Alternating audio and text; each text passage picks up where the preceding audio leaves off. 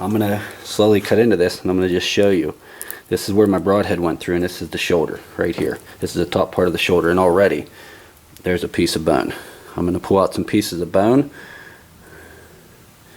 I'm going to clean it up, and I'm going to show you exactly where my broadhead went through this deer.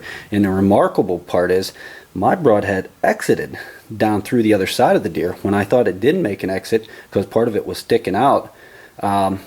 Over 3/4 of my arrow was actually on the ground, and I'll throw that into the video too to show you as well.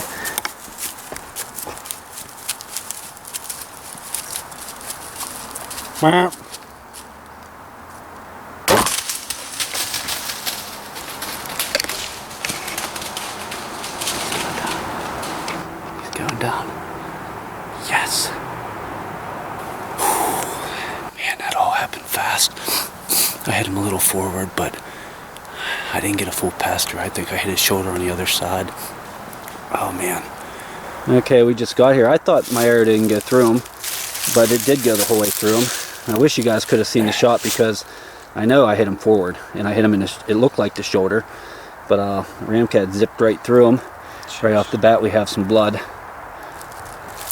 And this video right here is going to show you what a broadhead I found on the market called a Ramcat can do. And I know everybody wants this enormous hole, and they want this expandable broadhead that flies like a field point, but this broadhead makes a very nice hole, and it flies like a field point, and it doesn't have to do a magic trick when it hits your deer.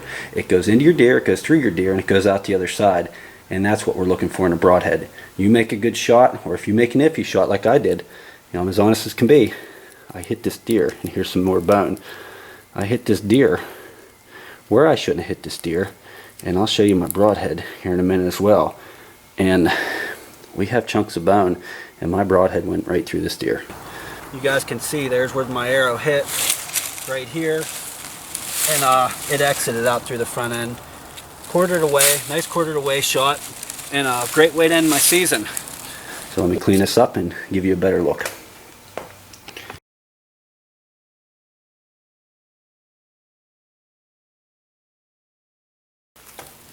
Alright, we'll get this joint opened up, and there we go. We have exactly what we're looking for here. Let me clean this up a little better so we can see none of the blades broke on this broadhead. And I want to share this with other outdoorsmen who may have had some issues with their broadhead, who's looking to make a change.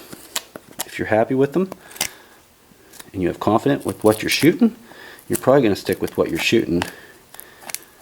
But if you're like me and you spent years of shooting broadheads and trying to find a deep penetrating, cut on contact broadhead that flies like a field point, which I looked for years until I found one, you're going to want to look into this company called Ramcat. Okay, what we're looking at is here's the blade caught here, and then it sliced down through here, and the blade comes down through here. We have a blade here, and we have a blade here, and this went straight down through that part of the shoulder. You look on the other side, clean it up as well. These broadheads are made and designed in such a way, if you've ever heard of a thing called tissue drag, they don't have tissue drag because the backside of the broadhead, the backside of the blades, don't come back to the shaft. They're open. They're not barbed as far as they reverse cut. If they get stuck in a deer and the deer has to pull it out, they can pull this broadhead out.